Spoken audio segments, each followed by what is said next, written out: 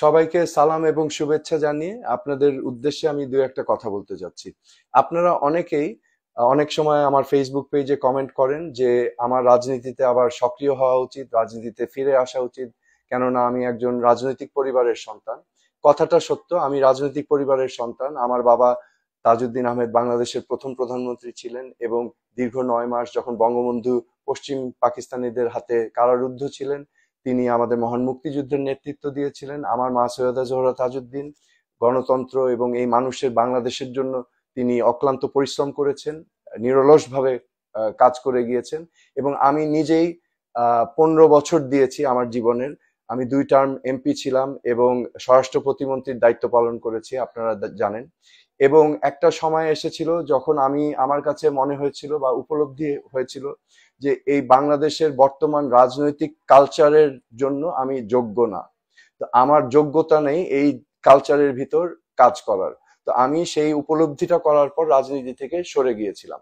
তো আমি আবার এমন একজন মানুষ, আমি সবসময় বিশ্বাস করি যে আমরা সবাই বাংলাদেশের নাগরিক, আমরা সবাই যদি নিজ নিজ অবস্থান থেকে আমরা আমাদের দায়িত্বগুলো পালন করি সুনাগরিক হিসেবে, তাহলে সেটাও কিন্তু দেশের জন্য একটি অবদান।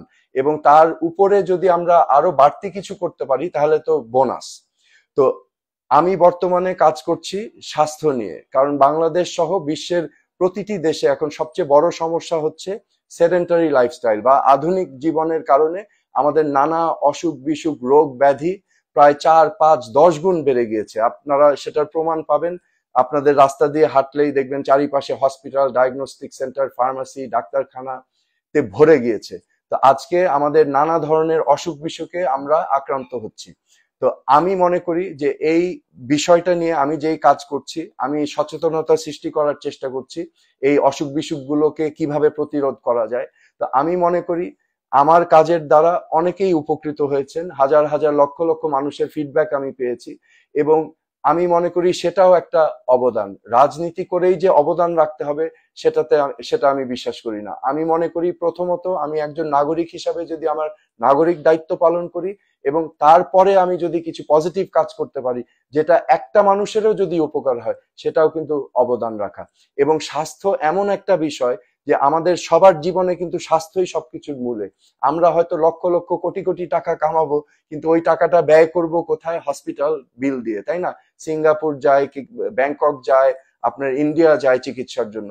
সো আমি এই সেক্টরে কাজ করছি এবং আমি মনে করি যে আমার কাজের দ্বারা অনেকেই উপকৃত হচ্ছেন এবং আমি স্যাটিসফ্যাকশন পাচ্ছি।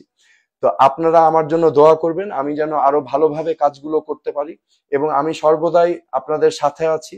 আমি এই ফেসবুকের ভিডিওগুলো করি আপনাদেরকে জানাবার জন্য যে আমি আছি, বাংলাদেশেই আছি এবং আমি যতটুকু পারছি আমার অবস্থান থেকে কাজ করে যাচ্ছি। তো আপনারা সবাই ভালো থাকবেন, সুস্থ থাকবেন এবং ইনশাল্লাহ পরে আবার কথা হবে। খোদা হাফেজ।